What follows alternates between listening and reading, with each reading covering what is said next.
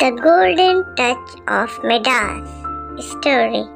Once upon a time, there was a king Midas. He was very rich and had lots of gold. He had a daughter who he loved a lot.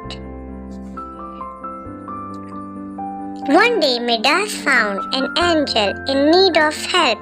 He helped him, and in return, he agreed to grant a wish. Midas wished that everything he touched would turn into gold.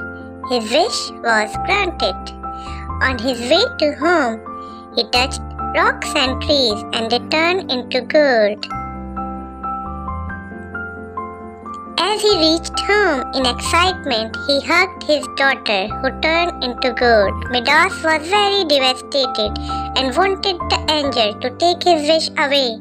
Moral: the greedy is never satisfied. Greed is great curse.